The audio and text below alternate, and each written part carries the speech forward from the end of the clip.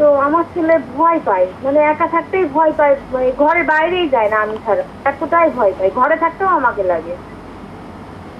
আচ্ছা। আর হচ্ছে একবার পিছনে উঠেছিল, আমি জিনিসটা বুঝতে পারি নাই, ডাক্তার দেখাইছি, ট্রেস করেছি, তখন ওর বাবার মনে হয়েছে যে না এটা মানে অন্য সমস্যা, তো কিছুই ধরা পড়ে না। তখন মাদ্রাসার, আমার পাশে একটা মাদ্রাসা আছে, হুজুর অনেক ভালো মানুষ, ওনাকে ঝাড়াইছে, উনি বললো হ্যাঁ ছেলে তো আসলে ভয় পায়, একটু পানি পড়াই দিয়েছে, একটু তেল পড়াই দিয়েছে, একটা তাবিজ দিয়েছে, আর বলেছে 3 ফুল পরে পরে ফু দেবে।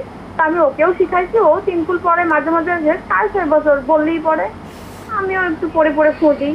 এখন একটু ভয় কমেছে, কিন্তু অনেকেই শুধু বলে এই তাবিজ দিয়ে রেখে তো শিরকের সমান পাপ হবে, তখন গানের মধ্যে খুব খারাপ লাগে।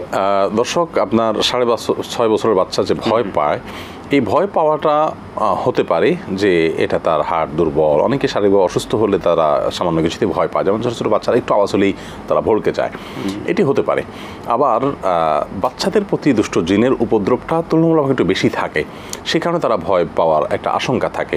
তো এই ক্ষেত্রে আপনি নিজে রুকিয়া বা ঝাড়ফুঁক করবেন, সেটি উত্তম। তবে আপনাকে যে তাবিজ ব্যবহার করতে বলা হয়েছে এটি সুন্নাহর খেলাফ বা সুন্নাহর পরিপন্থী কাজ।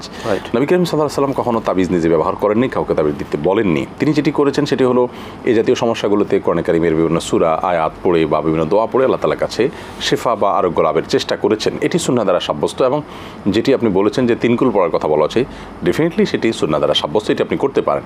এর বাইরে এক্সট্রা একটা জিনিস আপনাকে পরামর্শ দিতে পারি, সেটা হলো যে সূরা বাকারা, কোরআনে কারিমের এই সূরা সম্পর্কে বিশুদ্ধ হাদিসে বর্ণিত হয়েছে যে এই সূরা যখন মানুষ পাঠ করে দুষ্ট জিনের উপদ্রব, শয়তানের উপদ্রব থেকে আল্লাহ তাআলা তাকে হেফাজত করেন। তো আপনার বাসায় এই বাচ্চা রাতে যখন ঘুমোতে যাবে বা যখন ভয় পাবে বলে মনে হয়, সূরা বাকারা নিজে তেলাওয়াত করলেন, সেটা ভালো, আর না পারলে অডিও এটার তেলাওয়াত চালু করে রাখলেন কোনো স্পিকার দিয়ে, মৃদু ভলিউমে, যেন বাচ্চা শুনতে পায়। আশা করা যায় ইনশাআল্লাহ বাচ্চাকে আল্লাহ তাআলা শেফা দান করবেন। এর বাইরে কোনো রাকি জিনিস শরিয়া সম্মত ঝাড়ফুঁক করেন তার শরণাপন্ন হতে পারেন। বিশেষ করে 3 কুল সকাল সন্ধ্যা এবং রাতের সবসময় পড়ে পড়ে তার পুরো শরীরে ফু দিতে পারেন। আশা করা যায় আল্লাহ তাআলা তাকে হেফাজত করবেন।